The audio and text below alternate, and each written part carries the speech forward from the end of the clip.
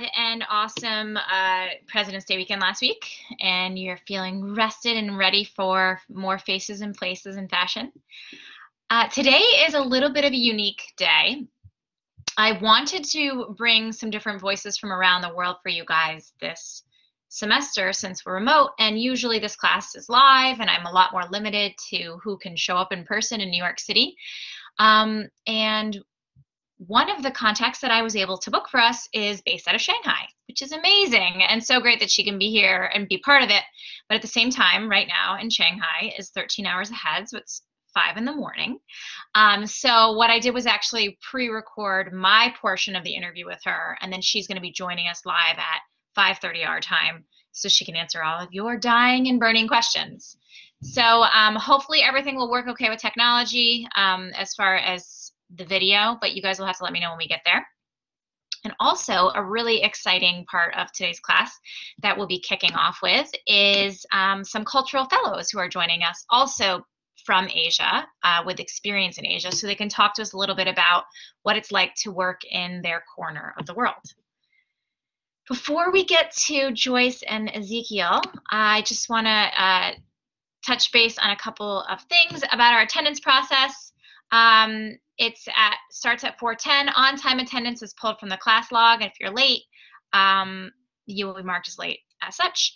Make sure your name is displayed properly. Everything's been going smoothly with this. I do update every single week, so check in on your attendance, and if you have any call-outs or concerns, let me know as soon as possible. Just a reminder on remote guidelines, please be sure to raise your hand if you want to speak, and if you have any immediate or pressing questions, always use the chat function. I'm checking it regularly. If you are speaking, we would all appreciate it if you would turn your camera on, and if you will raise your hand, please preemptively turn on your camera. Unmute only when you're about to speak, and this class is being recorded. May I ask something, Professor? Yes, you have a question? Yeah. Yes, I maybe misunderstood that questioning, questions, like we have to email you before that we have question for our guest, or I don't know. I'm like yes. Please. So for lecture prep questions for your assignment, the 2 different lecture prep questions that you need to turn in, there is a template posted on Blackboard under content. It's a Word document. You need to fill that out ahead of class and send it to me, and then ask one of those questions during class and send it back to me on that same template. Does that make sense? Of course, if you have a question day of and you're not doing the assignment, you can always ask questions whenever you feel like it.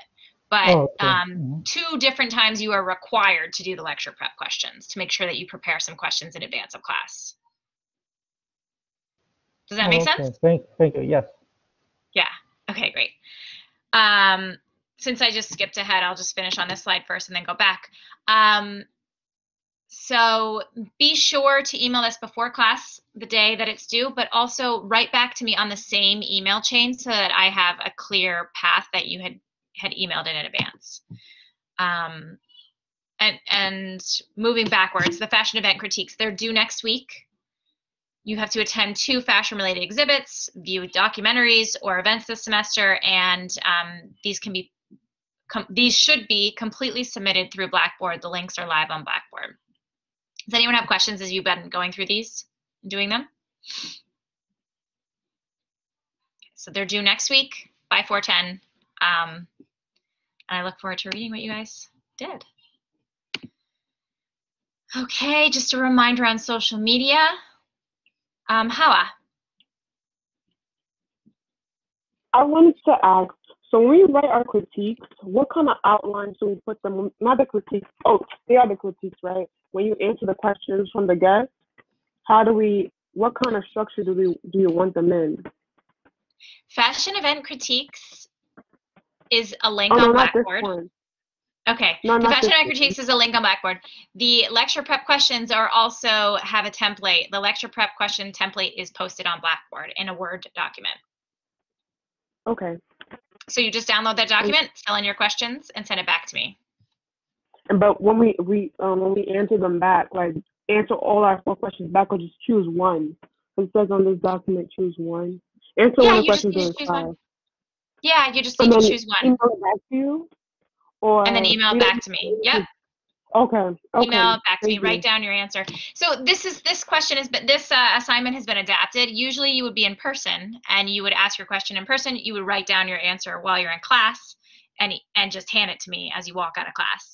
Obviously, since we can't do that, I've tried to make a workaround, which is just that you prepare the questions in advance, but you still need to write down or type up your answer that you asked and send it back to me. Does that make sense? It does. Thank you. Okay, no problem. So again, a reminder on social media, follow along on Instagram at Prof. Caroline FIT or on Twitter at Faces and Places FIT. There is also a Facebook page, and you can always view our classes after the fact on YouTube, as well as check out any previous semesters that I have hosted. Quick flash of our schedule. As mentioned, we have Kate Sullivan here with us today and our cultural fellows. So kind of an Asia infusion for the day. Next week, we have a costume designer, Katie Irish, joining us. She is primarily in television and film, although she did start in theater. She's most well known for doing the costumes for The Americans. Very exciting to have her on. Laura Wales Holiday will be joining us the following week. She's a marketing consultant. She's working with Depop currently, but she was previously with two startups, Zola and Rent the Runway. Has a really great and fresh perspective on what it's like to join a startup. Week 7, we will not have live class as your midterm will be due, and you will have a week to complete that. So as of March 8th, it will be live after class, and you can complete it during the week. And it should take you about the time of class, which is why I will not have class on the 7th, week 7, 3:15. Week 8, 3:22, we will have in Karen Sabag, who is a designer in bridal wear. She has her own company and 2 different locations based in Brooklyn and Long Island. She's got a really great eye, and she also will take us through her showroom, which is super exciting to see. And then March 29th, we have spring break, and April 5th, Zeta Musa, who's a design director at Betsy Johnson Kids, is joining us. Week 10, Demetra Williams, who is an alumni of FIT and is a founder and CEO of Mitra, will be joining us. She's also a designer at Helmut Lang. So I think it'll be great for you guys to talk to someone who's relatively new graduate on how they are managing corporate life as well as building their own company. Week 11, Bijou Abiola from L'Oreal will be joining us. And week 12, Oana Botez, who's a costume designer in theater, opera, and dance, will all be joining us. And on May 3rd, Rachel Landy, Vice President of Global Merchandising at Kate Spade, will be coming. And our last week of lectures will be May 10th with the Fashion Services Network. They'll be doing a panel with us. Does anyone have questions on the schedule? I know I usually graze over it, but okay. Great. Well, with that, I would love to welcome our cultural fellows. First, Ezekiel Edwards. I think you may go by Zeke. Oh, Justin, do you have a question? No, I just don't know what I'm clicking over here. I'm sorry. Okay, cool. Zeke, are you there? I'm here. Yeah. How are you? Good. Thank you so much for joining us. Of course. Yes. Happy to be here. If you could just tell us a little bit about your background and where you're from and where you've worked and any Sure. advice you may have. So I am an FIT student. I study entrepreneurship. I'm in my 6th semester, and along with Joyce, I am a cultural fellow. So you may or may not be familiar with the cultural fellows. We are international students or students with significant experience living and studying overseas. And we work on campus in a variety of capacities, but usually with international students during orientation and throughout the year during different events. Have a whole bunch of different roles that we kind of do.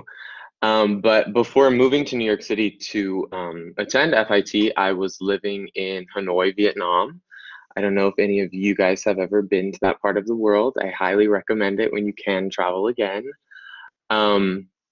And I went to an international school there. I went to the United Nations International School. I lived there for 9 years. And that's really where I kind of established my interest in fashion and started my own clothing brand there, which I kind of ran throughout high school. And obviously, a lot of product is made in Vietnam, so it wasn't particularly difficult to source product or work with manufacturers. There's easier access, I would say, and affordable access. But kind of more professional experience, which might relate or provide greater insight to you guys as students in this course, is I worked with a luxury goods distributor in Southeast Asia. So for those of you who maybe aren't familiar how kind of international supply chain works, usually luxury brands partner with regional distributors to kind of get a better insight into the market, given that they, you know, if it's like Yves Saint Laurent, they're in Paris, they may not know the Vietnamese market, as well as the company that I was with, which was based in Vietnam. So we worked with a variety of luxury brands in high jewelry and luxury leather goods. So the brands that we partnered with were Bottega Veneta, Hermes, Yves Saint Laurent, Kenzo, Hugo Boss. So a handful of luxury brands. And what we essentially did was I was in the marketing team and we devised kind of you know, regional marketing plans that would be relevant to local clients, regional clients, and kind of the tastes and preferences of those markets. Because somebody who shops Hermes in New York is not really looking for the same thing as the clients who are shopping for Hermes in Hanoi, Vietnam. And yes, there are people who shop for Hermes in Hanoi, Vietnam, whether you knew it or not. So yeah, I did a variety of different things, marketing plan related development. We did a lot of press related work. So developing press releases, compiling reports on industry trends, kind of regional industry trends.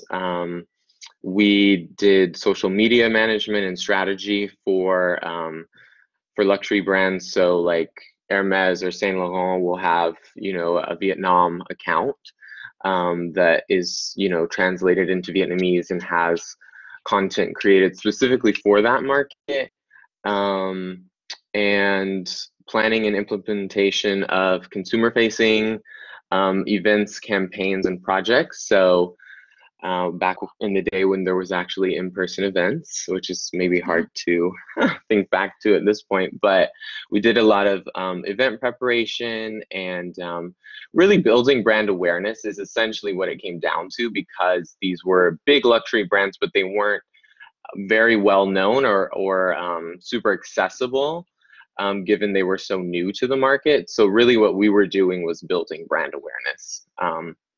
And that's kind of the gist of it, I would say. Great, Yeah. super interesting. Since you're in your, did you say your sixth semester? Yes, your third Yes. year, right? Yeah. So have you had an opportunity to work in New York City since you've been here? Yes, I have. I just finished an internship with Proenza Schooler, wholesale related internship. Great. Okay. Yeah. Here's Run Cafe resident services. There's my Alexa. You just turned on. I don't know if you could talk to us a little bit about your, you know, your impressions, your differences in working in the two different cities. Anything that you can share? Yeah, the comparison between the two, that's a good question.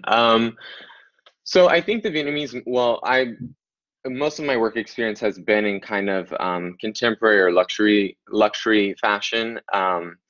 So it's, I guess the noteworthy differences would be in Vietnam, at least, the clientele for luxury is obviously very small. It's very small all over the world, but you know, this is a developing country where, you know, the top 0.0001% of the population really hold a vast amount of wealth, like the lion's share of the country's wealth. So they have really high levels of expendable income, and when you're working with luxury brands, these are clients that are particularly discerning in their tastes and preferences. So, but they also have a lot of cash. So you want to make sure, when I'm talking about the Vietnamese market right now, but you kind of have to craft out a unique strategy that involves introducing the brand to them, building a personal relationship, because obviously in that part of the world, or in the Vietnamese market I can speak to specifically, the brand has to build kind of a trusted relationship with the client, and a continued relationship with the client. And I know working in the US, or working in New York at least, we're surrounded by all these fashion brands. So we're all very familiar with them. The Vietnamese market was, very kind of green to that. So that would be the stark difference, was there was a lot of investment into customer acquisition, so that they knew about us. Yeah. So yeah, that's super interesting. How about office life? Was hours similar for you, or were they kind of different? Yeah, hours were similar. It's 9 to 5. Yeah, the culture is it's very communal, I would say. Everybody knew each other on the team. We all would have lunch together, and from my experience working in the US, at least, it's a little bit of like every man for themselves kind of thing. Like, there's not a huge kind of communal bond, I would say, in corporate. I mean, I haven't had tremendous corporate experience in the US, so I can't say that firmly, but from the experience that I've had, it's been a lot less, a lot more individual, and I would say that part of the world is a lot more community centered. Yeah. Great, super interesting. Well, thank you for being here. To students, do you have any questions for Zeke?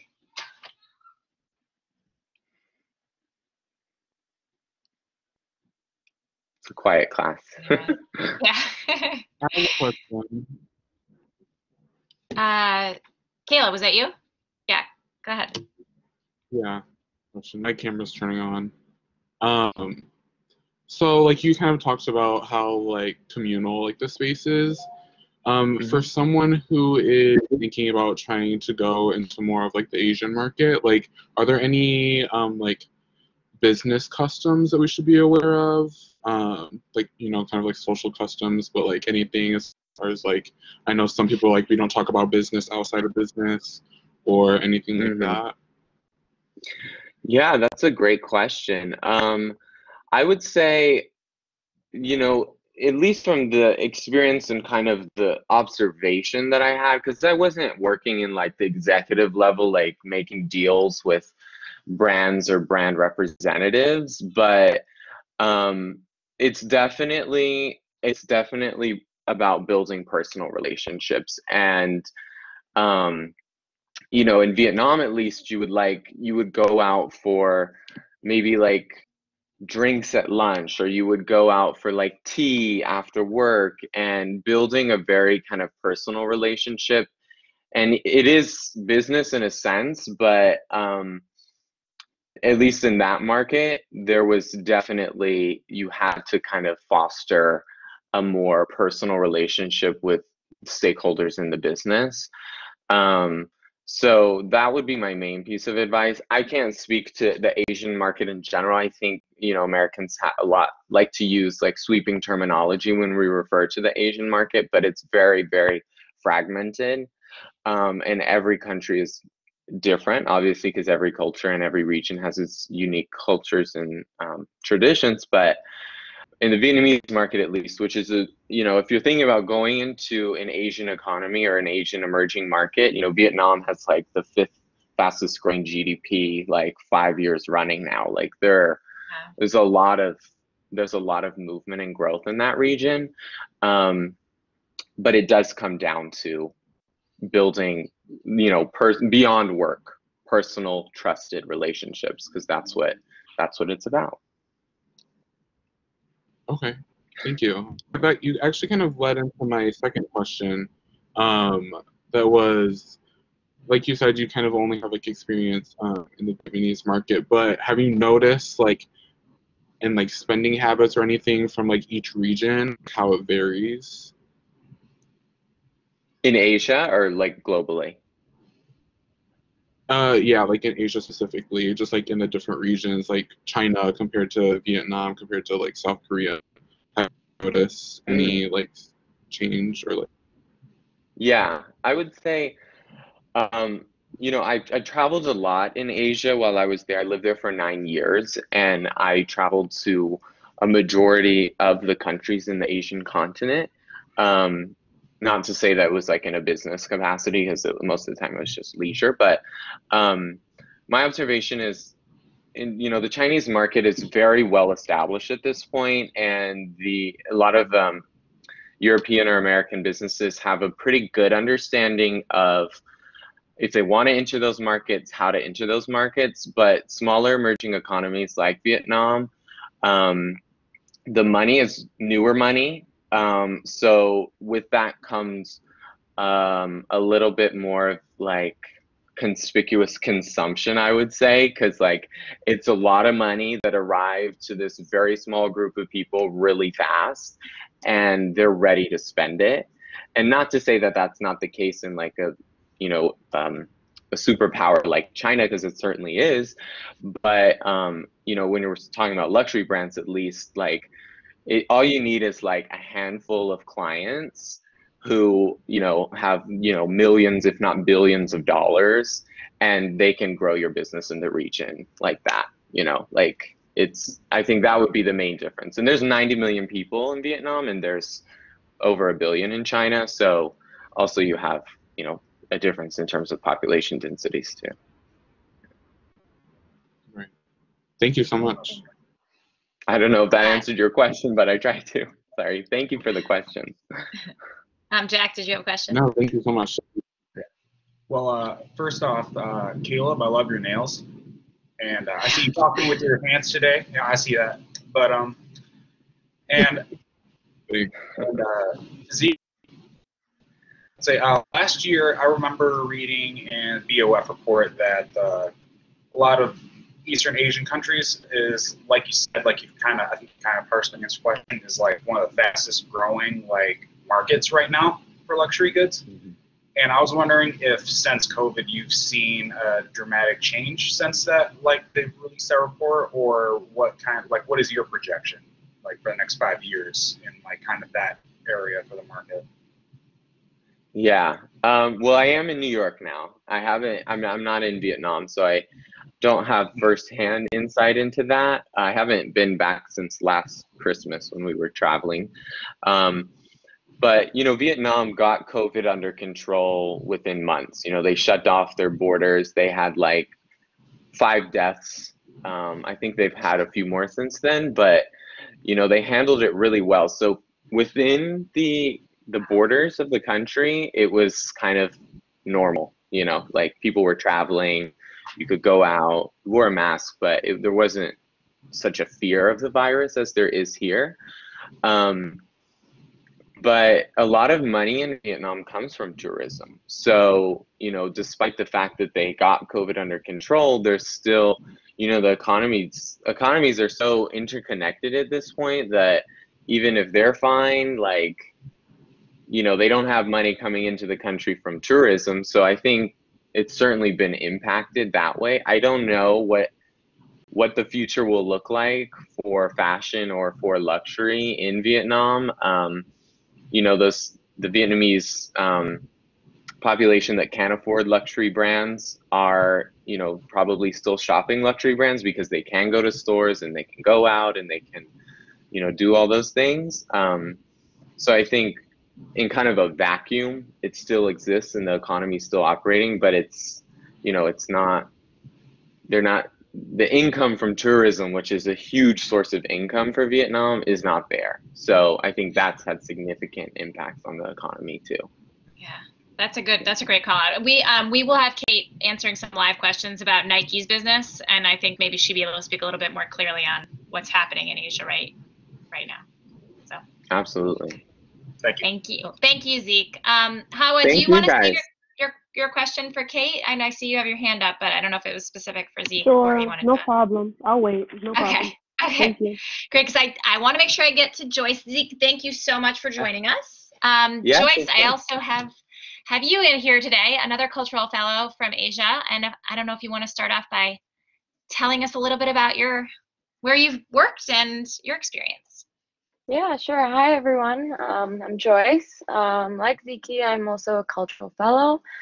A little bit about myself. I am half Indonesian and half Japanese. But most of my life, I grew up in Indonesia. But most of my childhood, from kindergarten through primary school, I was in a Japanese school based in Jakarta. So I have a bit of both cultures very ingrained into me. But in terms of work experience, I have a few work experiences from Jakarta in Indonesia in cosmetics and in fashion. And I also have experience in working in advertising in Singapore and then another advertising agency in New York. That's great. So I guess my same question would be for you, just if you could talk to us about the different personalities of the cities you've worked in. Yeah, I would say, as Ziki mentioned before, Asia is in Asia, people are very together. It's not very individualistic like how it is in New York. As he mentioned, like every lunchtime, people go out together and we'll almost kind of like wait for the lunch hour to like start. Whereas in like New York, I remember when it was like my first week, when I started, everyone was like going at lunch at like really different hours, like either at 12:30 or like 2:30, like 3. I'm like, what? Like, do you guys even like go and eat? Sometimes they would just grab food and sit on the table and get back to work. So it's a really different culture between New York and in Asia. But I can speak a little bit more about my experience in working in the Body Shop. It's a cosmetics brand from the UK.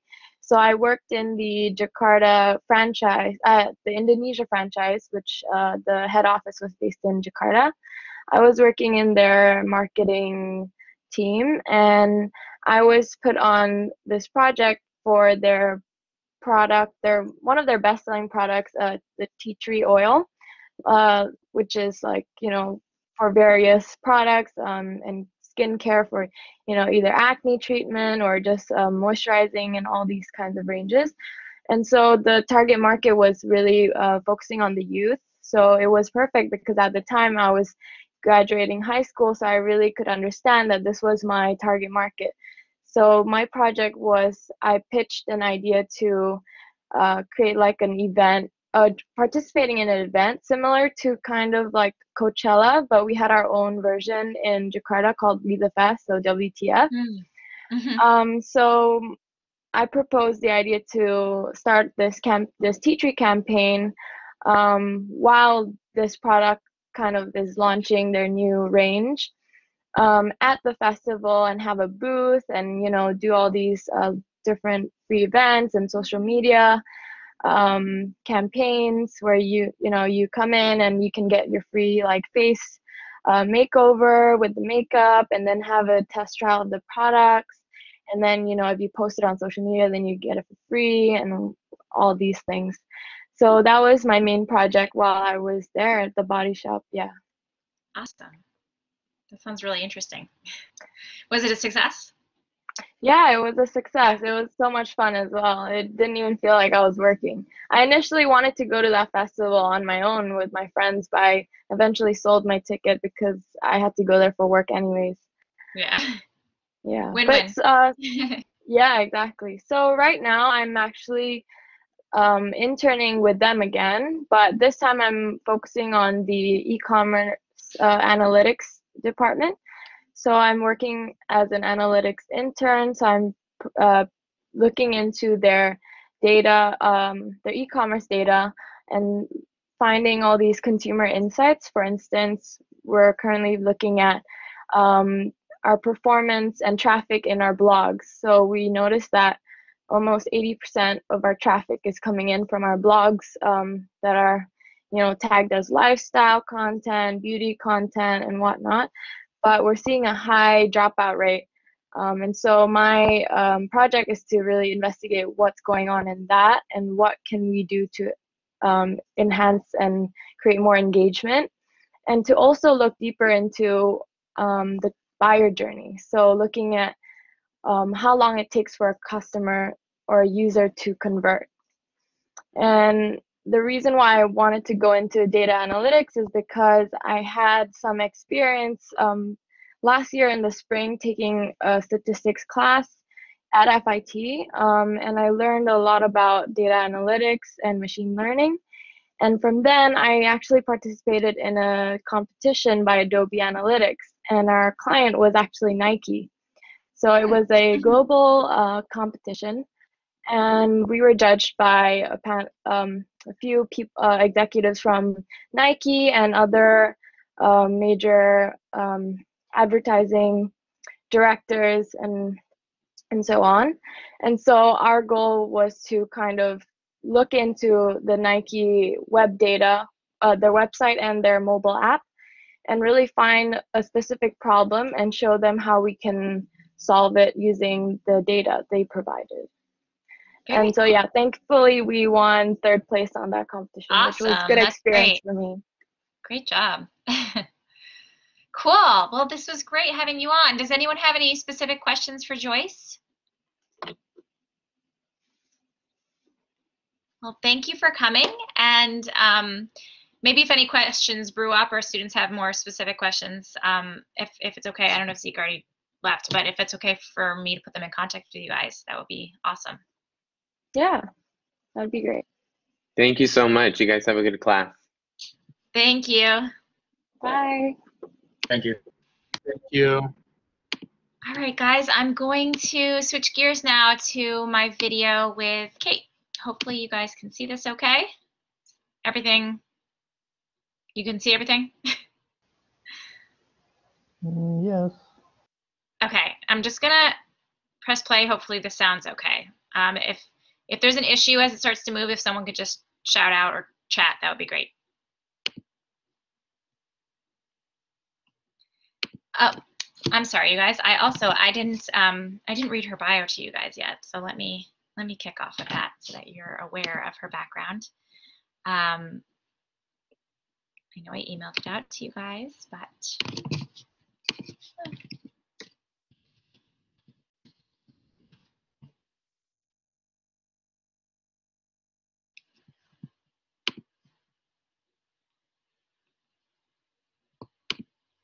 okay, so Kate has worked within merchandising for 18 years across multiple American brands, including Ralph Lauren, J. Crew, Walmart, and now Nike, focused on being in retail and wholesale, as well as developing product. Kate worked in New York City for 13 years and then moved to Portland, Oregon for Nike back in 2016. After spending 3 years working for the North American business at Nike, she was offered a role in Shanghai, China, leading the merchandising teams for all of Greater China, inclusive of digital stores and wholesale. The Chinese consumer is the future of how we interact in retail and leading the digital marketplace. With everything connected to your phone, ranging from super apps, daily transactions, and social, it is truly changing the way retail will look in the future. Kate led the team through the first marketplace affected with COVID-19 and helped bring growth for the year, utilizing the digital dominance while stores were being closed. She's also leading the team through the first connected marketplace across retail and wholesale and furthering how the future of Nike will look with putting the consumer at the core. With Kate, what Kate is most passionate about is leading a team through change, coaching the future generations of merchants, and being a mentor to future female leaders in the industry. So now I will press play on her video, and she will be joining us at about 5:30.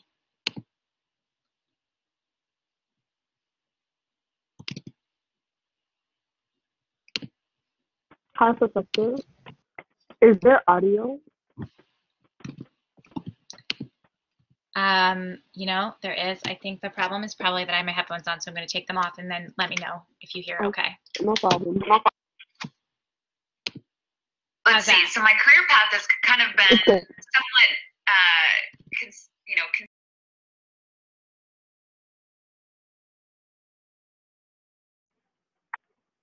It went away again. but I would say what is unique is that I've worked for multiple different brands and companies of different sizes, and I think in that comes different consumers, right? So you're following different paths and understanding different people.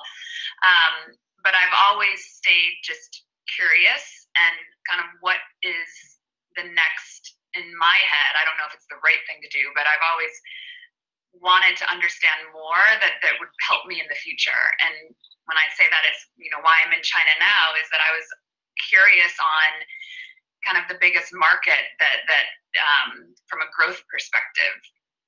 And, you know, the Chinese consumer operates so differently than the American consumer. And I had been working in a North America market, even when I was working for global companies, still really only understanding the North American consumer, which is so vastly different to China. So, you know, I think I've really just stayed on a path, but I've had different interests throughout.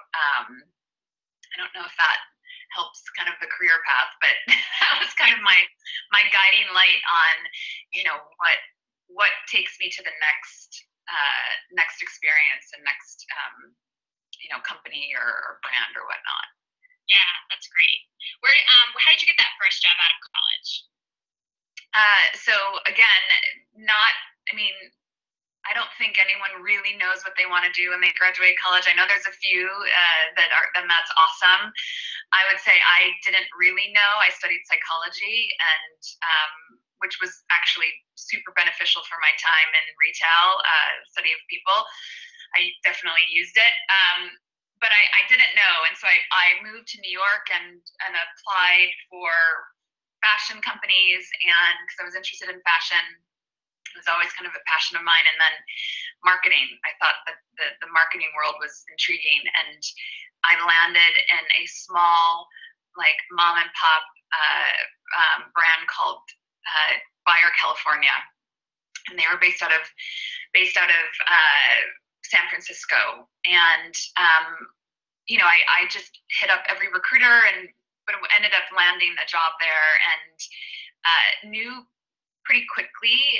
It was a small sales office, and anytime the first market that we had, we, you know, sold to all the big department stores. At the time, it was still separated, May Company and Federated, but you know, Sears, Macy's, Kohl's, kind of all the big names. And when the buyers would come in, I wanted to do what they were doing. I wanted to pick what was going to be in the stores, and I didn't want to be on the sales side on the you know, selling our product. And so I kind of learned pretty quickly, and the brands that I wanted to work for, and that was kind of how my first you know, findings of retail and what I was interested in and what I was, you know, passionate about and good at.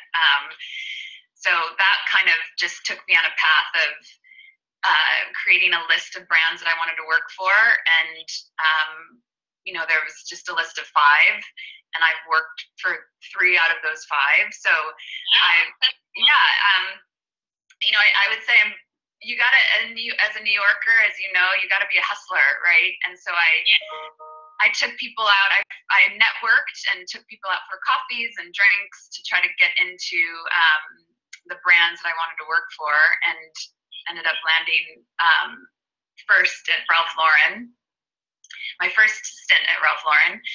And then from there, you know, went to J. Crew.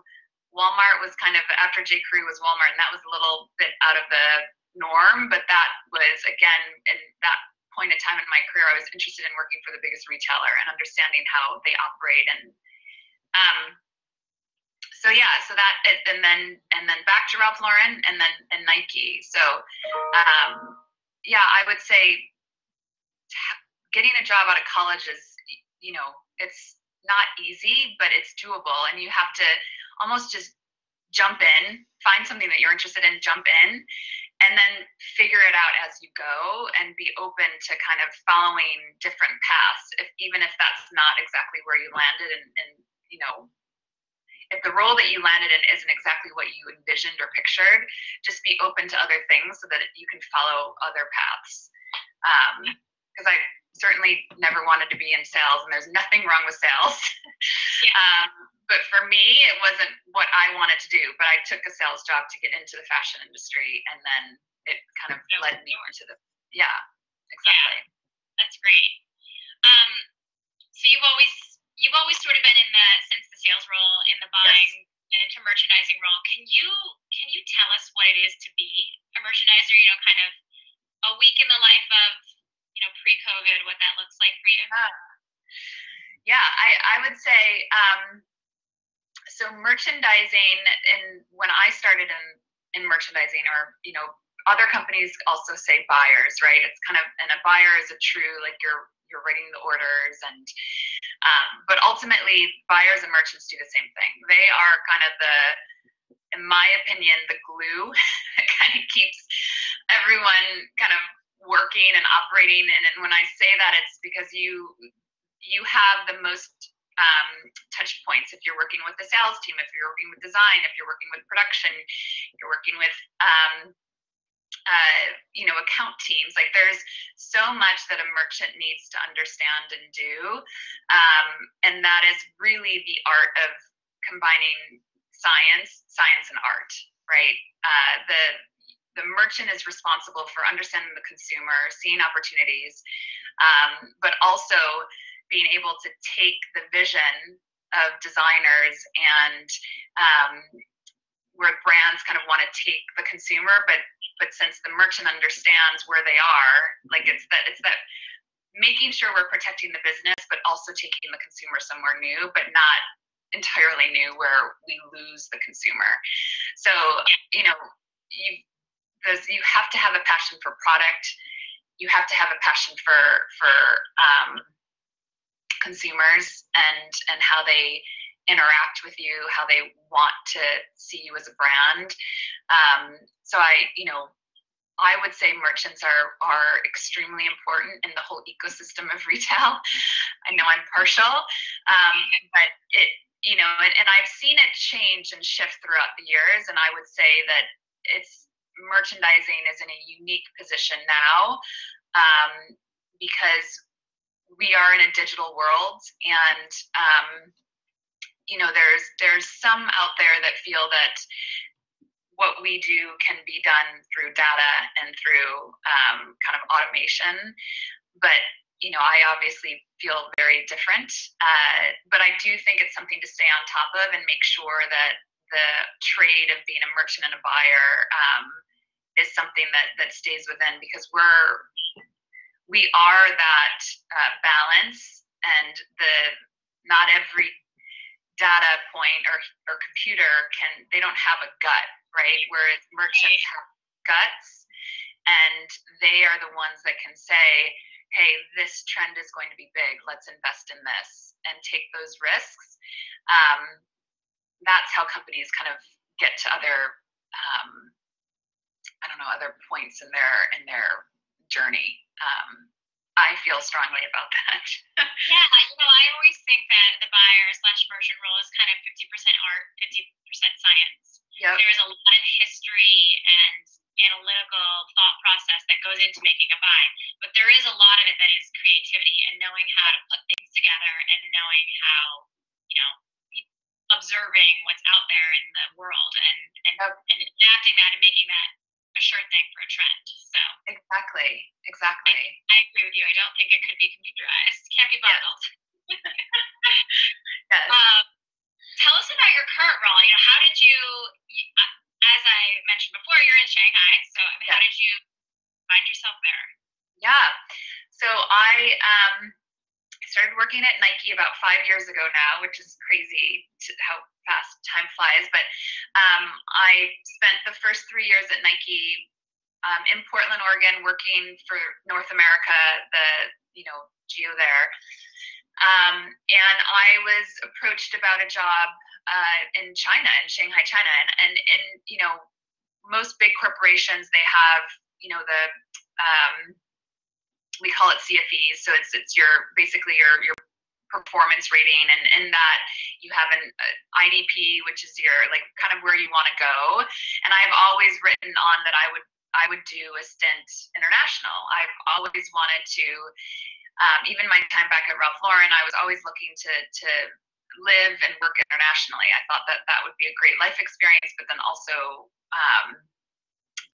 a great tool for my belt as I go on with, in my career. And, I would say most people within the Nike community, a lot are from Oregon, like they're born and bred Oregonians. And so me saying I wanted to move to Shanghai, China was like so foreign, right? But Shanghai is, a huge international city. And again, what I had referenced earlier is that China is just the growth of really the world and kind of all the focus currently right now for all brands. Everyone wants a piece of China. And I wanted to better understand how that consumer works. So when they offered me the job, I actually accepted without even going to Shanghai. I was so excited. And they're like, why don't you visit Shanghai first, Kate, and then and then see if it's something that, yeah. And how long had you been at Nike at that point? 3 years. Okay. 3 years. Yeah. So I actually, the day I left for China was my anniversary of being at Nike for 3 years. So yeah. So not only did I accept the job because of just the opportunity, but it was also allowing me to, from a career standpoint, I had a broad scope. I was managing all of the merchandising for the marketplace in China. So all of our stores are factory stores as well as digital. So it kind of was a no-brainer for me to just take a leap of faith and see where Nike could take me. And it's been amazing. It's been such an amazing experience. Yeah, but I would say that I think the biggest learnings for me so far are just, it's a digital marketplace. And we in the US have so much to learn. And they operate here at such a speed that trends become obsolete in like 24 hours, right? I mean, that's an exaggeration, but it feels that way at times, right? So you really have to stay on top of everything, and how you interact with the consumer is so different than in North America. We're still very much reliant on our web, right? On our web pages and computers, whereas in China, everyone is on their phone. So if you think about the accessibility at any given day, I mean, if they're always on their phone, you're always communicating, talking, they're shopping, they're using their phone for their daily lives, which in the US, we use our phones, but we don't have the app structure that they have. We don't, they have, WeChat basically operates as this super app for Instagram, Facebook, Venmo. I mean, everything is within that one chat. You've got mini programs. So we at Nike, we have a mini program that is embedded into WeChat. So you can, we found that they don't do a lot of shopping on WeChat, but it's a good gateway for us to get them into our app or into our stores, really, right? So it's just incredible what they do on their phones and how they interact. I mean, I don't carry around a wallet in China. I just have my phone. Your phone is everything. So, QR codes, it's been fascinating to watch the US with COVID. Now QR codes have become a thing, whereas before, even me moving to China, I was like, what's all this? You're constantly scanning QR codes. That's how you pay for pretty much everything. There is a small kind of grocery store, I would say. I mean, it's really just like a stall on the street in the area where I live, which is a French concession, and it's more geared towards expats or foreigners, and they have named her the avocado lady, because way like decades ago she was able to get avocados for the Westerners, but now she's turned into this kind of destination where people can go and get things, and she's a stall, right? And her business, I mean, she scans your QR code and that's how you pay her. Like even the smallest of, I was in over the holidays a few friends and I, we went to Lijiang, which is Western China, and near the Tibetan like mountain region. And there was a woman on the side of the road that was allowing people to take pictures with her goats, and she had a QR code. So that was how you paid her. So everything is digitalized, and it kind of allows people to quickly kind of get up and running in a business and yeah, anyways, that's why I'm like, everyone invest in Bitcoin. It's something, I see it here.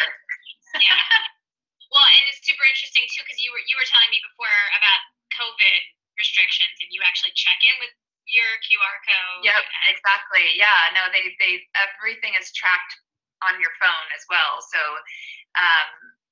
before you enter into any restaurant or museum or any type of place where there's a big crowd, you have to show your QR code and have your temperature taken. And if your QR code isn't green, then you'll have to be tested, or you got to go back home. But that's basically, they just track all of the hot spots throughout, and that's how they know that you've been in one of the hot spots is through your QR code. So yeah, it's fascinating. But it makes it really easy to live here.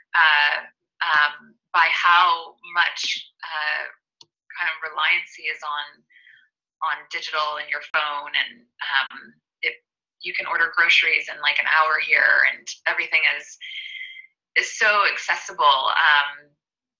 It's definitely convenience. Convenience is a big thing in China. I mean, we laugh because Amazon Prime, their basis of their business or their is next day delivery or 1 day delivery, and like for the Chinese consumer, that you can't offer that. Like their expectation is that the delivery is there in an hour.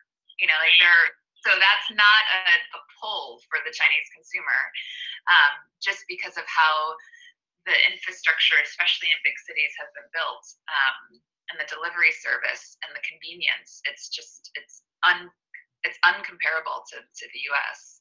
Wow. Crazy. Well, Yeah. So I guess as far as personalities of cities that you worked in, you've worked in New York, Portland, and Shanghai. Did you work in San Francisco as well? No, just New York. And okay. Yeah. So can you tell us a little bit about your perspective on the differences between the three? Yeah, I would say I think the biggest culture shock was moving to Portland, Oregon from New York. I think that was a tough one for me. I would say that Shanghai and New York are very similar. Obviously, I mean, Shanghai is a 24 million person city, so it's much larger on scale, but it has similar energy and diversity and culture, and there's I think Portland was just a tough. It's a small town. It's not a city. So I think, but there's great people that move there for Nike. So you definitely get a really interesting crew of people. But again, you feel the hustle in Shanghai, which was always what I loved about New York and New Yorkers, is that there's so much energy, and just if you can make it in New York, you can make it anywhere, right? That's the saying, and I feel that in Shanghai. It's still such a growing city, and growing by the day, and it's going to become like a powerhouse like New York. I can see in a very, very short time. Yeah. But there's no place like New York. I know I'm a New Yorker. I can say that. I've lived there for 13 years. And I'm from New York State, but Shanghai definitely has it's gaining speed at in terms of attracting Generation Y, and there are a lot of young people that want to live in a big city and be a part of kind of the growth of really the future. Yeah, that's cool. Need to hear about. So tell us about the last year. You were just telling me a little bit about it, but tell us about it from a work marketing perspective, and how Totally. Nike's handling it this year. Totally. Yeah, so a year ago, the first few cases were reported in Wuhan, and I think at the time we didn't have any full retail stores, but we have quite a bit of partner stores as well as our factory stores in Wuhan. So those were the first stores to close, and I think that was when no one can really prepare for something like this. I don't think anyone in our generation has gone through a global pandemic, right? At this scale, right? Because we are so connected, just by airplanes, everything, like everything. We are truly a world economy. So I think we didn't really know what was going to happen, but what we started to understand and do, the government, which is different than the U.S. government, is that they can mandate, right, and they can shut cities down. And so when they closed down Wuhan, I think that was the first signal that we thought, okay, this may turn into something bigger. And so what are we going to do as a company, as a brand? And I think the first few things that we talked about, because we were on daily calls, trying to kind of assess the situation. We were getting notifications from the government on kind of their strategy around cities and mandating, people to stay home, as well as small group gatherings, all of that. So as a brand, we had to think through first, obviously, the business. Most importantly, I would say, before the business is the health of that we call them athletes, right? So people on the front line that are in our stores working with consumers. So how do we keep them healthy, but as well as how are we going to, still produce the numbers that we're kind of goal to for the brand and for the company, because we have some pretty high targets in Greater China. So what we ultimately ended up deciding and doing is the government was allowing our distribution centers to stay open, certain distribution centers. And so we've got, because it's such a digital marketplace, and our digital penetration is the highest in the whole entire company. Most digital is around 20% to other geos, in that US, Europe, and we call it APAC. But China is upwards around 40, and we're growing. So we have distribution centers that are smaller. They're called CLCs, and so we can get to the consumers faster, right? And we also use them for our factory stores, and so they're multifunctional. They're kind of little distribution centers all throughout the country, where it creates more mobility for us. So when we continued to get store closures, and we had obviously a ton of cancellations from our partner doors, our wholesale doors, we ended up just shifting everything to digital. So I think at one point my team and we were managing I think it was 9 million units of just goods that we needed to get through because of cancellations, door closures. We were taking in inventory from our own factory stores, just trying to mitigate the risk. We also were finding, we have a large amount of business that is dedicated to our high heat. So at Nike, the sneakerhead and there's a whole supply and demand model that's a whole other story. But we were finding that we still would have, in the doors that were opened, because our main flagship store, it's called House of Innovation. They have one in New York, in Shanghai, stayed open actually the whole time. The government allowed that door to stay open with restrictions, only a certain amount of people in. But again, we could not foresee this, but we forgot, because life is happening and everything, we're trying to mitigate things, and there's so much craziness, and we had this one high heat launch that dropped in House of Innovation, and it caused a crowd, and so we kind of got slapped on the hand. And so then my team that manages the launch business, we had to go through everything for the next 2 months to understand. And the merchant, again, this is where the merchant matters, and figuring out all of the high heat, because we have to figure out the ecosystem, right? We can't just take everything to digital. Like, there's still store plans that we need to hit, and so what we did as merchants is what the team did is they went through and just gut checked, okay, is this going to draw a crowd? Is this not going to draw a crowd? And anything that they felt that could draw a crowd, they just shifted to our sneakers app, where the digital. So that to me was just fascinating, because you're really, I mean, talking about kind of putting out fire drills on a daily, weekly basis throughout when we were going through, and really no one else in our, like, all of our counterparts and other geos were not going through it, right? And little did they know that little did we know, I should say, that we were writing the playbook that then Nike used when they started to go through all of their spikes and COVID cases. So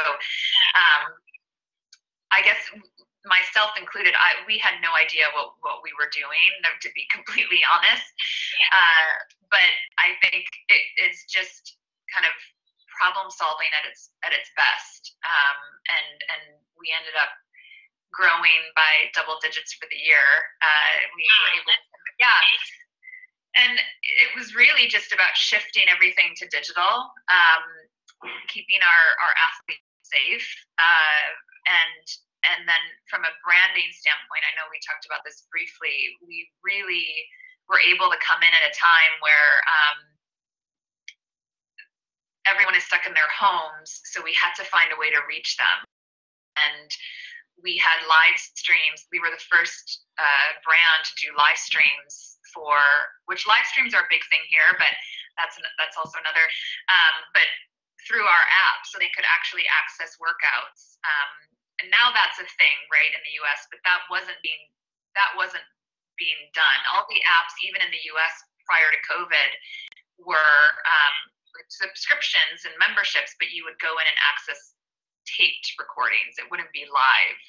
Yeah. So, Nike as a brand here, the government, I guess it was a few years back now, has declared sport as something that the organization needs to do. Oh, sorry.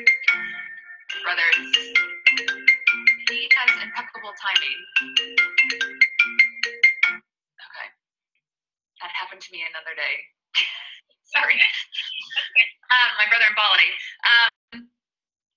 So the government has declared that sport matters, because what they're finding is as it's a growing economy, and it's becoming more westernized. With that comes more Western diseases, right? Heart disease and also food, right? So the kids are gaining more weight. So they're now enforcing in the school systems, an hour or two of sport a day.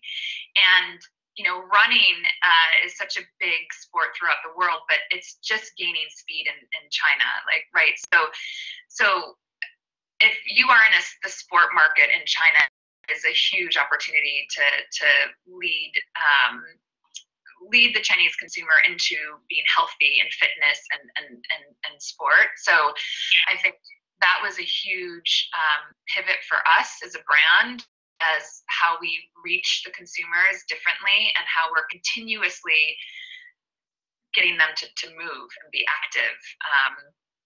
And that kind of helped us really continue to be, we're still the #1 sports brand in China by far,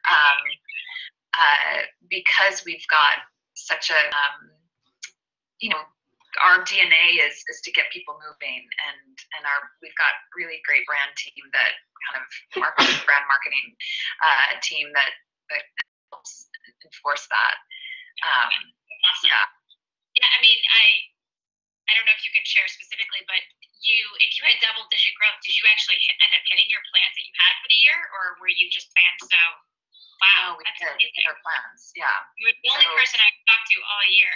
I know. Awesome. I know. Yeah, and again, in China we could do that because the infrastructure is there. I think in the US it's harder because the delivery service is just not. I mean, we have our own delivery service, but we were also outsourcing. So there's these smaller delivery services that can really kind of get to places quite quickly. So we didn't kind of miss a beat in terms of we may have been delayed a little bit based on where you lived, but for the most part, we were also offering like they can go and pick up in store and bring. There was just. We had the infrastructure to kind of operate through a pandemic, which helped. We're really beneficial. Yeah. Yeah, that's amazing. So you mentioned to me over email that you had issues with bot mitigation. Yeah. I don't know if that sounds like that's something a little bit more specific as well to Asia. Can you talk to us about this issue and? Yeah, so really, bots are kind of everywhere, right, throughout the world because bots are just resellers, and we need resellers in our ecosystem. It's what they help us. They help make us cool. They help create the demand, but we don't want too many of them, right? We can't have them. We can't have them getting all of the inventory so that our true consumer, our true sneakerhead doesn't, because there's a certain level of frustration when people can't win certain draws or things that they line up and they can't because there's also not only is there an electronic bot, there's also a human bot in China where resellers pay the little aunties and to stand in line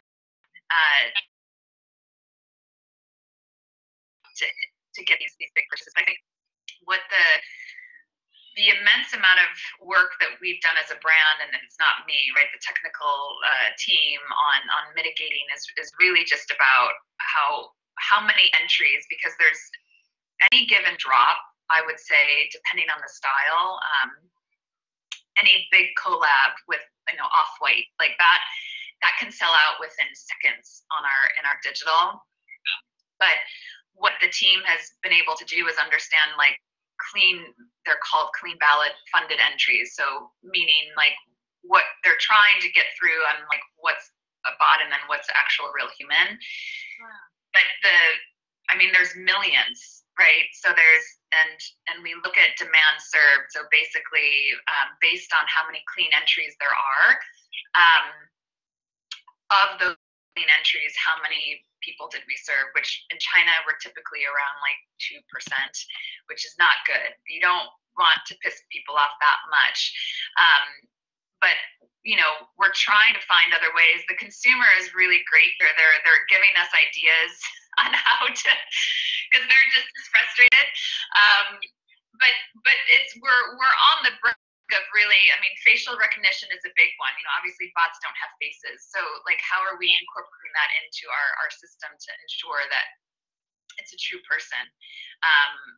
But again, it's that balance, because resellers, no one wants to have anything go to resellers, but they are part of our ecosystem. So it's really trying to figure out that balance. I never worked in the supply demand model until I came to Nike, because at Ralph Lauren, as you know, we were trying to sell everything that we could. There was no holding back inventory, whereas that is part of the business is making sure that you're not putting out as much supply as there is demand, so you keep shoes hot and you keep the consumers kind of coming back, and it's a halo effect to the rest of the business. That like kind of visionary sneaker obsessed, we call them consumers, they're at the very top, so we definitely want them to we want that pull, so that it's been a fascinating business model to be a part of and learn and kind of grow too. So the team and I, we spend a lot of time on that halo. What's that connection? And if there's Dunk is the big one now. I sound like probably your students are probably like, oh, she's such a loser because I'm not a sneakerhead. Will never say I'm a sneakerhead.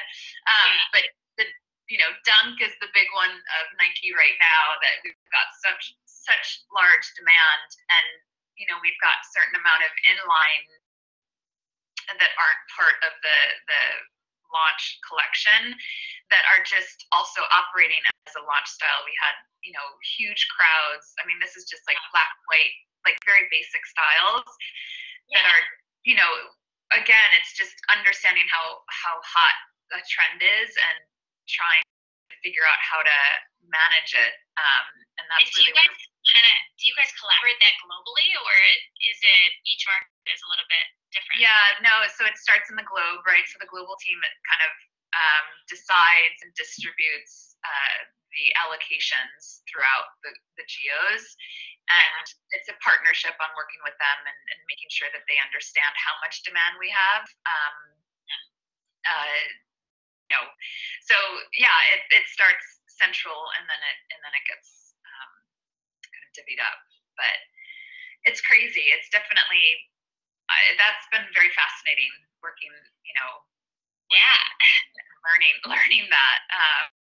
And then watching the retail value, but I would say the biggest opportunity we have is women, right? And her and how we're creating her launch. I will always remember I was in a meeting, I guess a while ago now, and the launch crew is definitely the cool guys on campus, right? And they were showcasing a Swarovski crystal Air Max, and they were saying like, oh, and we think it can retail at this. And I was like, and it's for her. I was like, you do know that she spends like $600 on pumps. Like, I think she could probably spend a little more than, there's just so much opportunity for her at Nike. Apparel, footwear, within the launch business, within just day-to-day, sport, fitness, yoga. There's just so much that Nike can tap into. Yeah, that's a good point. So one of my hot button topics on this year, on top of where in the world can you work in retail, is sustainable missions, and just wondering what Nike is doing to that end, because I know everyone's doing something, but yes, they're doing a tremendous within footwear and apparel. It is one of our main missions and goals. We did a huge launch for this past Olympics that got Japan. It was called Space. So essentially, they're figuring out how to we can't make every shoe sustainable, but the majority of our shoes to a certain extent have sustainable materials, as well as our apparel. I think Nike can do a better job communicating, because most of our apparel is sustainable to a certain extent. Obviously we can't, it's not 100%, but they're working towards that. There's a whole team at Nike dedicated to sustainability. It's one of our company's main kind of priorities for the foreseeable future. So yeah, it's a huge opportunity. I think how we communicate to consumers is still something that we need to figure out, because it matters, especially it matters to Gen Y. Like there's been so many studies across the globe that the young kids kind of growing up, that this is something that is important to them. And it should be important to all of us, right? We want to protect our future. So no, it's a main priority for Nike. Yeah, that's great. Yeah. Where has your work brought you travel-wise? I'm sure you've been around Asia quite a bit, but any favorite locations or cool stories? Yes, the first trip that I did with my team, when I first landed in China, we went to see stores, and so we went to started in Xi'an, which is an amazing city. I mean, the funny thing is such a naive American, I know like the big cities in China, right? Beijing, Shanghai. What I didn't realize is how big other cities are, right? I mean, we went to Chongqing, and Chongqing is 31 million, right? And I had never heard of Chongqing before. And there's so many cities like that in China. So I would say Shanghai is definitely, you have more of a European feel. You kind of are in a little bit of a bubble, but the second you go outside, there's so much culture and there's so much richness. And I still talk about it with my team. It was one of my favorite trips because we, obviously did business. We visited stores and kind of looked at opportunities, looked at, our competitors, but we did a lot of cultural events as well. We went to a Chinese opera. We went to see the Terracotta Warriors, which is amazing and crazy to think that they were just found in the 70s, right? Like this wasn't that long ago. We've done the Great Wall. We've done, we went and saw the pandas, like in Chengdu, which they're so effing cute. So yeah, I would say, really China's been the first. I didn't get to kind of see the world in my other roles because I was only working in North America.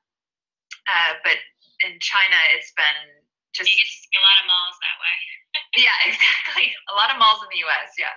Which could be shifting.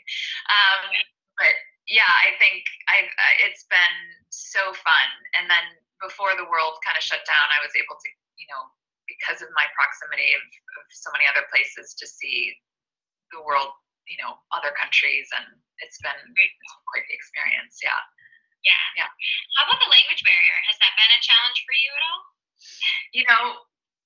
Yes and no. I would say when I traveled outside of Shanghai, I use my minimal Chinese more. I kind of get away with things in Shanghai because pretty much everyone speaks English, and in the office, because we're an American brand and everyone speaks English, which I actually find. I mean, it's the most humbling experience to walk into a room and everyone is speaking in Chinese, and then quickly they see me and they switch to English. Like I just feel like such a stupid American where I couldn't imagine presenting or starting a conversation in one language and finishing it in another, right? The way that they can kind of bounce back and forth is just it's inspiring. I'm like, wow, I need to do better. But it hasn't. It's hard to learn a language though, especially. Yes. Yeah. Like when you start, when you start as an adult. It's not easy. Yeah. And Chinese is difficult for a lot of reasons. But then, I was taking classes and they were teaching me kind of by the book, and then I'd say something to my team and they laugh at me. They're like, "We don't say that." I was like, "Oh," just because of the formality. There's so many different levels of Chinese. So now I kind of just latch on to what they're saying and hearing what they say so that I can learn kind of more of the day-to-day, and I just want to be able to communicate at the bare minimum. I'm never going to be able to speak in a business sense, but it's fun kind of now picking out words on the streets, like, oh, I know what they're kind of saying. That's been fun. Yeah. That's really cool. So.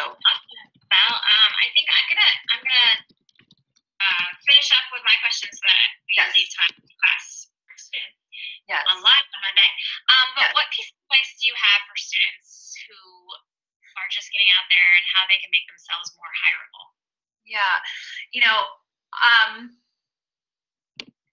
I guess I'll go back to what I had said in the beginning on, don't feel like you have to have it figured out. I would say, make sure you know what you're interested in, right?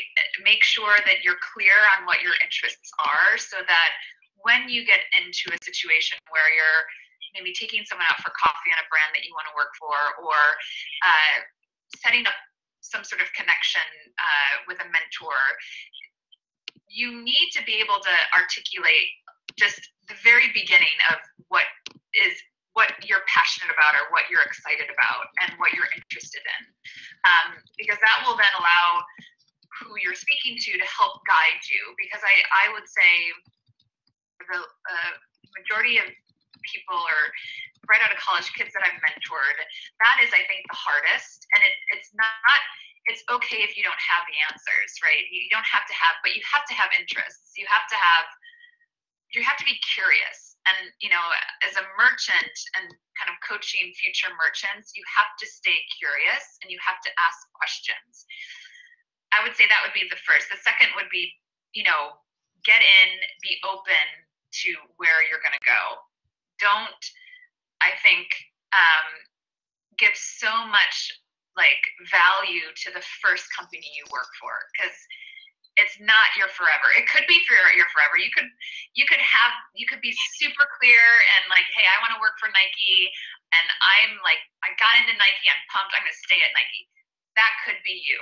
But for those that maybe don't have it figured out, like, just dip your feet in. You got to start somewhere.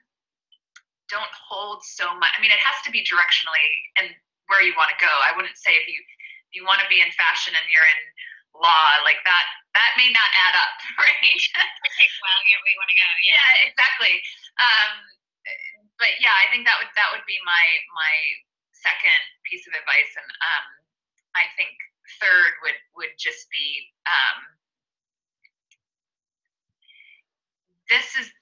they're the generation that are going to be our future. And so when you get in, don't be intimidated to not use your voice and share your thoughts. I think I value, because I'm unfortunately, I feel like we're not old, but we are old, right?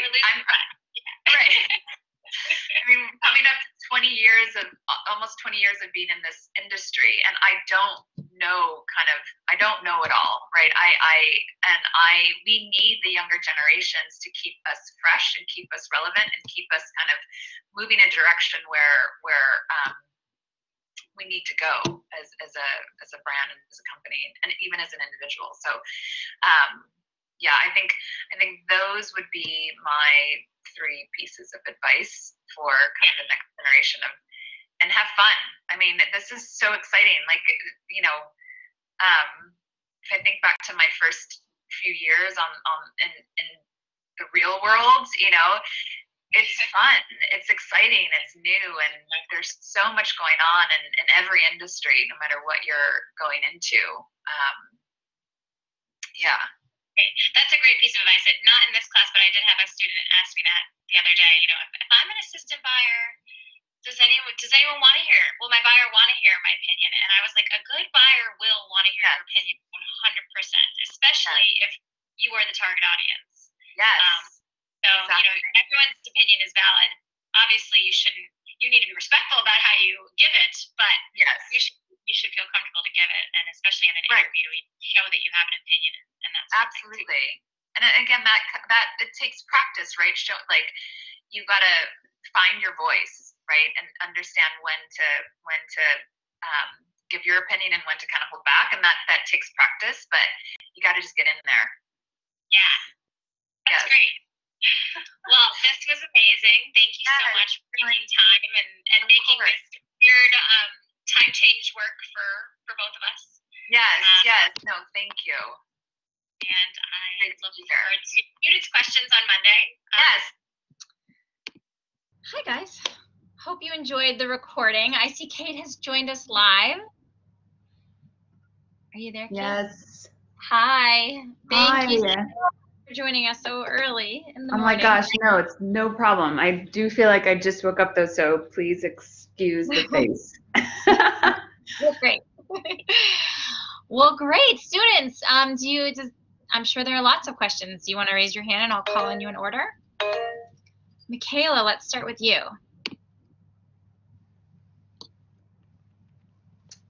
Hi.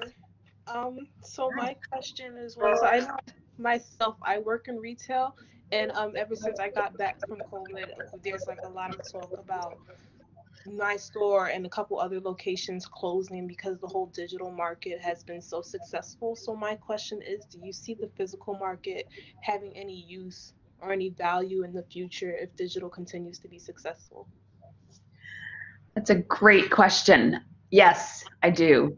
I think I think retail is shifting, but it does not mean that we're walking away from stores. In fact, I think stores are becoming more important based on the fact of, that's our touch and feel with the customer, right? With the consumer. That's really when our athletes, our store employees really get front and center with what is the feedback for consumers is. So that is not going away. I think it will shift. I think the marketplace from the store side will look different, but the retailers that will win are how they use digital in their stores, right? That true omni O2O experience. I think those will be kind of the forefront, and they're gonna win on how they're applying digital to stores. But stores are very much still very important. At Nike it is, and I know from other retailers too. It's just a shift. But that's a good question. Definitely, and I know you guys are all starting to read State of the Fashion 2021 by McKinsey, and I think that that's a topic that they cover a lot, and you should dive in there, Michaela. Kathleen, you next. Hi, is there anything that surprised you about the pandemic affected market? Like something that you guys were like anticipating to happen because of COVID and then didn't, or something that you're completely blindsided by? Wow, another great question. I think, I think COVID in totality was a blindside, right? I don't think anyone was really prepared. So how it played out, we had no way of foreseeing how it would play out. So I think, in essence, it was a surprise. But I do feel that, now that we've learned, we've been in kind of this world for a year now. I think now is when we're starting to really do true learnings on how you get through this type of global situation. Because I think our first attack, or at least what we applied, was markdowns, because we had an exorbitant amount of inventory to get through. But now that the marketplace, inclusive of China, US, really globally, it has been in this promotional markdown. I think now what we're doing is, hey, the consumers, that's not going to draw traffic into your stores or into online. What we're now realizing is that this is our opportunity to really start to tell stories on all of our full price product, really bring in more of our athletes, our sport athletes, right, on how we're upholding them to kind of sell the message and the brand of Nike of being active. So I think now which I think in a year ago we would say we're always going to be in kind of this markdown mentality to drive traffic, but we're seeing kind of the opposite of consumers now. The marketplace is saturated with markdowns, and they want full price product. So I think that has been a good learning from us. But great question. Thank you. Hawa, I have you next. Hi, nice meeting you.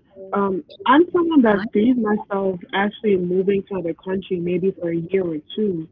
What are some pros or like disadvantages and advantages of moving and maybe establishing a brand out in a European or Asian country compared to making a made in New York company? Yeah. So did I hear you correctly? You're moving to Asia? You're moving to China? No, hypothetically. Oh, hypothetically. Okay, got it. I was like, that's amazing. I think any big city, New York is a great place in terms of exposing yourselves to all different cultures and all different, the US in general, that's kind of how we were created, right? I think you can use everything that you're learning on when you go into another culture. Is in New York, you kind of have a little taste of everything, right? I would say that from a culture shock standpoint, you are, when you move to Asia, it is different, right? You're not around the normal that you're used to, even when you have different cultures. You're going into a place where there's primarily one culture, and I think the more that you can just be open to that culture and understand that there's differences and not think of them as bad or good, just different. I think that would get you kind of up and running pretty quickly, because there are a lot of cultural differences, and there's nothing wrong with that. It's just something that we're, not used to in the US. So yeah, being open to the cultural differences, but then also if you're moving to a big city, all big cities have the same vibe and energy as New York. So if you can make it in New York, you can kind of make it anywhere, is my opinion. And especially in Shanghai, it's such an international city, and it's booming. And I would say all of the big cities in China have that similar feel. We had some cultural. Oh, go ahead. Sorry. So when you want to start a brand in Asia, and which is easier because all the manufacturing does happen in China, obviously.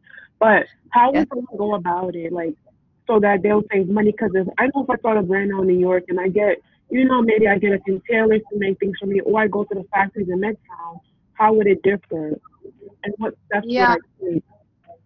I mean, I think I've never opened a business in either the US or China, but I would say, really, if you're going to do anything in China, you have to start on digital. That's actually how a lot of brands started here. In fact, Maya Active, which is, one of our competitors now in China, it's a women's, kind of started off with Lululemon-esque in terms of really focusing in on the yoga consumer.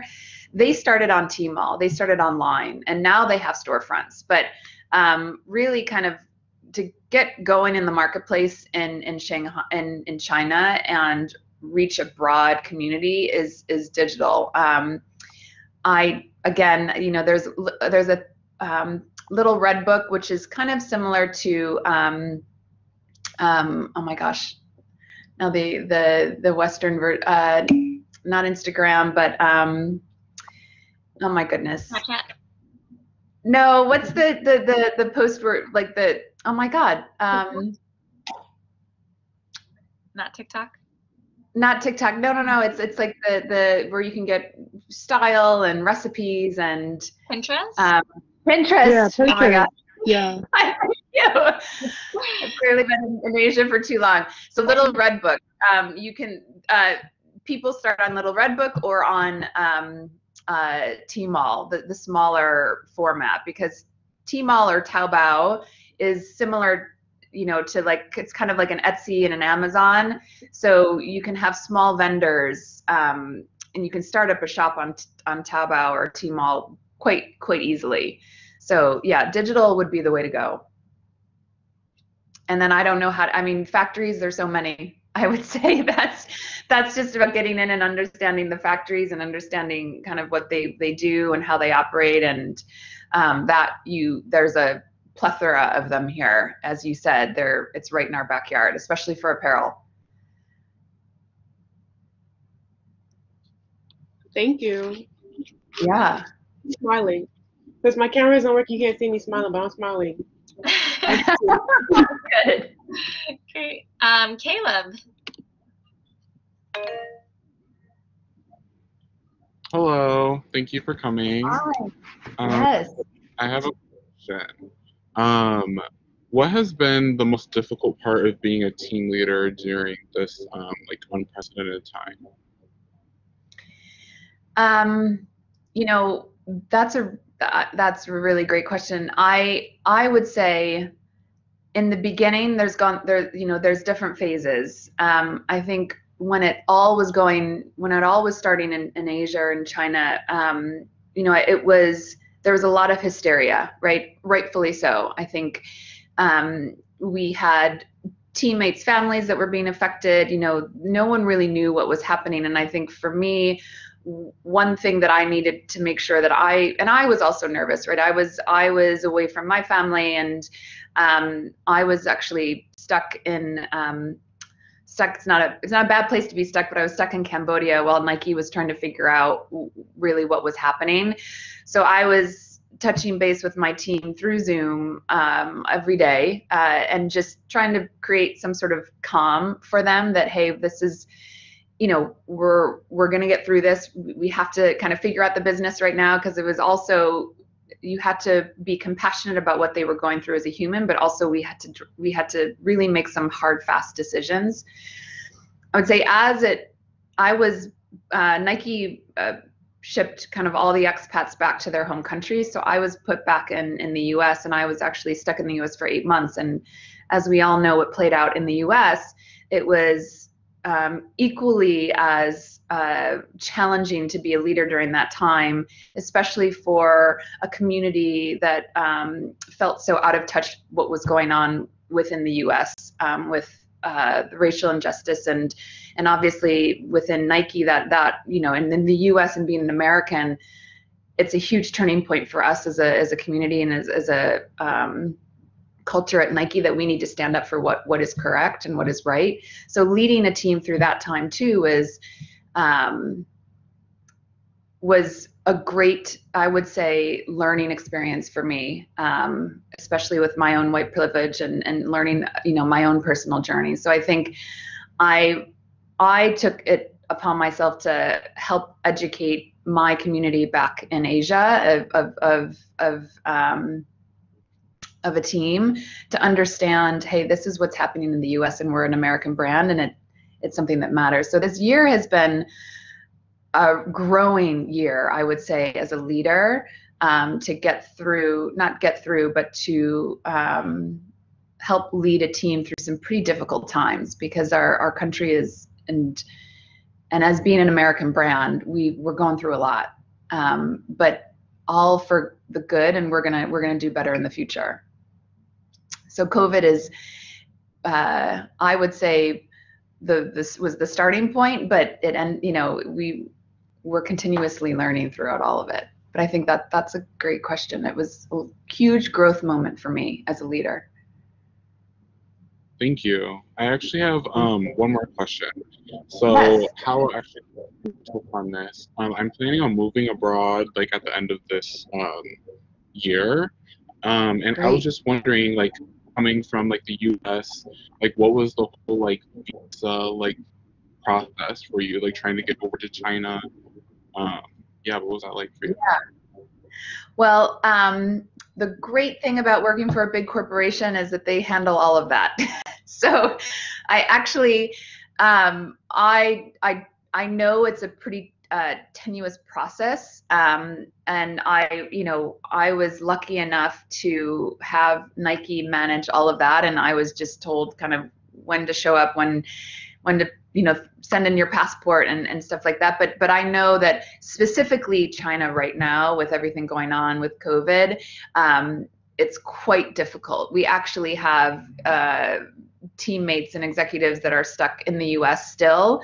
That one in particular, she's our CFO.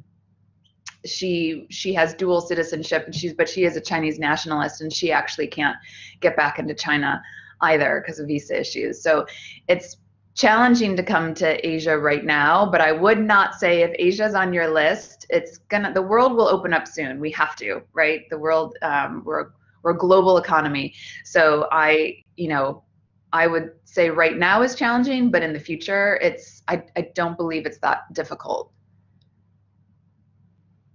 Okay. Especially Thank you so much. Yeah, of course. Josie, I saw your hand go up, and then I saw you got kicked out. I don't know if you have connection. Yeah, I just restarted actually. Okay. So I guess my question is kind of similar to Hawa's, but as if you're working for a company instead of starting your own.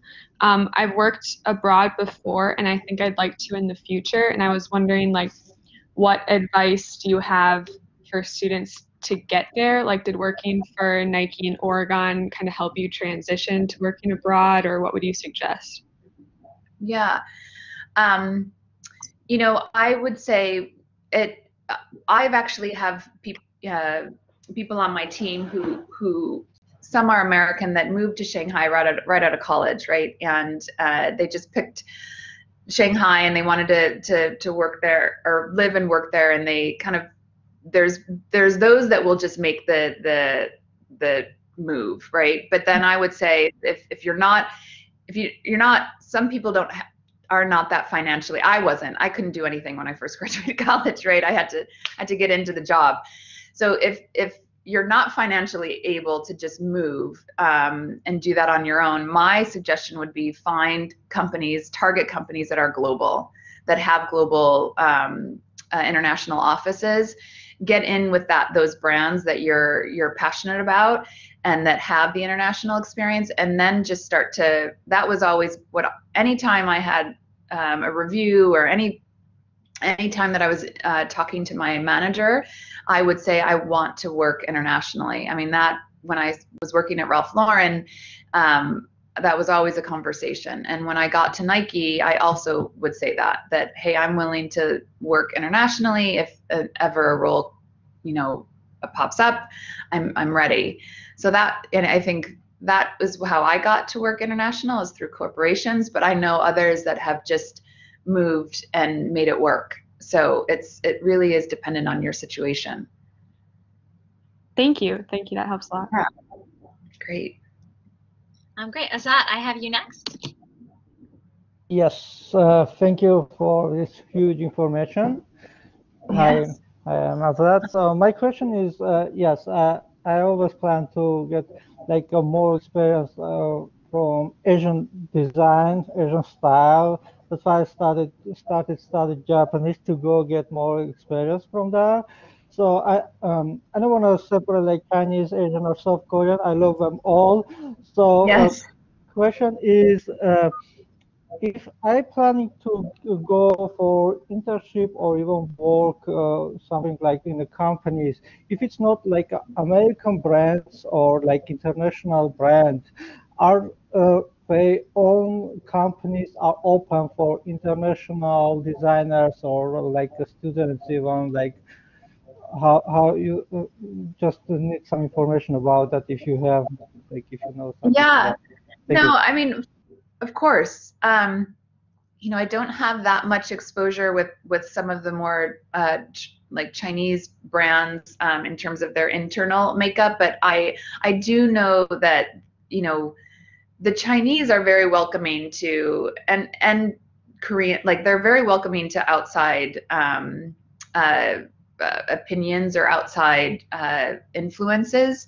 So I don't think that it should ever hold anyone back. If there's a fashion house in China, they will want to have outside experience, not within just the Asian community. I can't say definitively, but that would be my gut, that if you are interested in any sort of Chinese brand, that apply. I mean, it's worth a shot. I know that the big brands are in China in a big way, and it's I think probably easier maybe to infiltrate, and because there'll be English will probably be the main language that's spoken. I think if you go to any Chinese brand, if you know Mandarin, that's amazing. That would probably be a language that I would learn if that is of interest. But I wouldn't say that it's not an option. So, thank you so much for answering. Yes, of course. Andrew, I have you, and then I think that might be all we have time for. Hi, I'm Andrew. Nice to meet you. Thank you for speaking with us today. Hi. Yes. I have 2 questions. My first question is, what sales tactics do you think are important when it comes to expanding to new markets? Oh, interesting. From a sales standpoint, you have to understand your consumer, right? You have to understand that base, because the markets are different.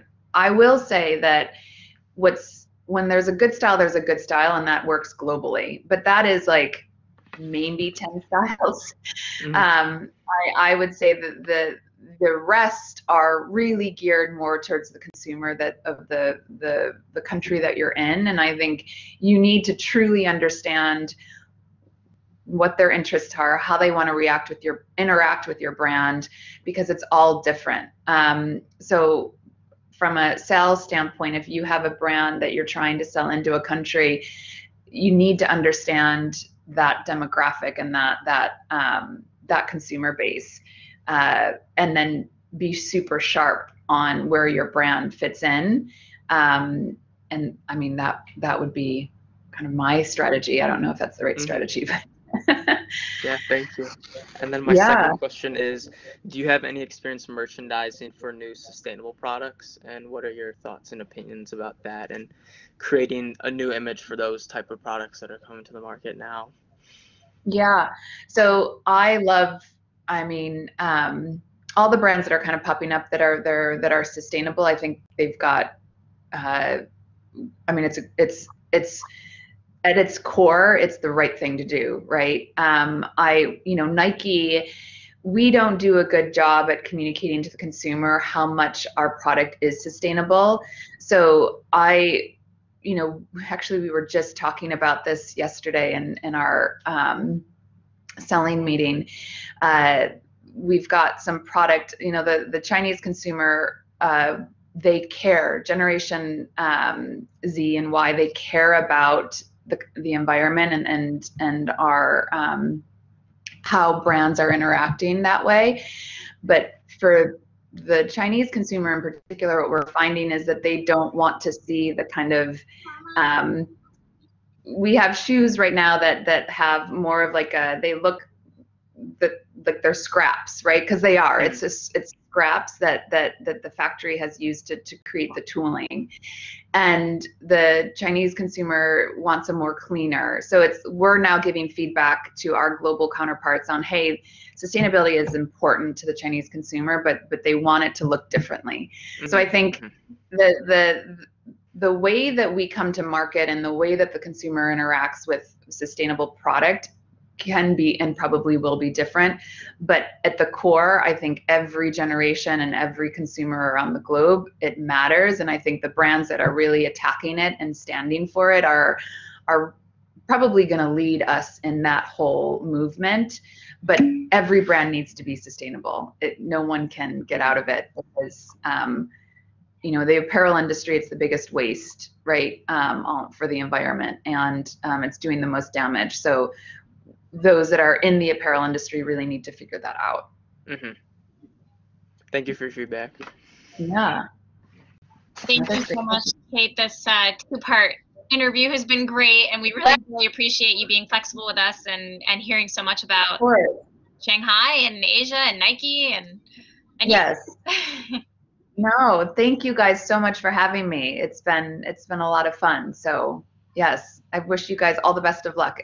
You're going to do great. Thank you. And you too, 2021, and have a great Tuesday. Thanks so much. You guys have a great night. Thank you. Thank you so much. I put into the chat room the survey for this week.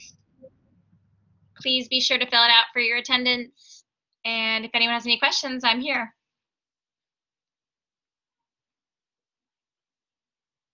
Thank you. Thanks, Thank guys. you, Professor. Yeah, you're welcome. Have a good week. Thank you. You too. Bye-bye. Thank you, Professor. Thank you, Professor. Thank you, Professor. You're welcome.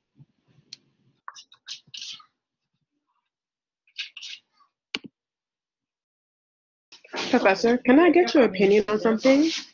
Absolutely. So, sorry, repeat that again? Or do you want to talk here or privately? We can talk privately, that's okay. Yeah, sure. You know what? It's not about speaking, right? Let me do a breakout group with you. Okay. Does anyone else have anything before I leave? All right.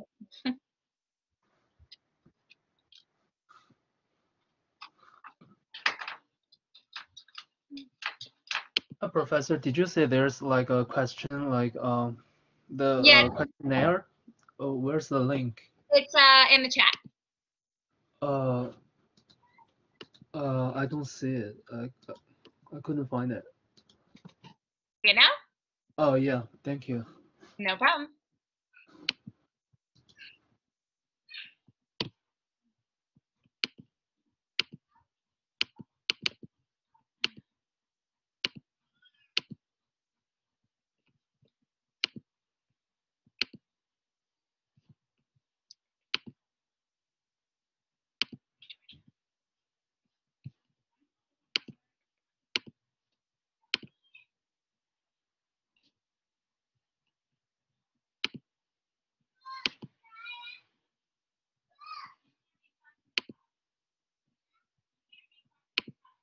Go in there.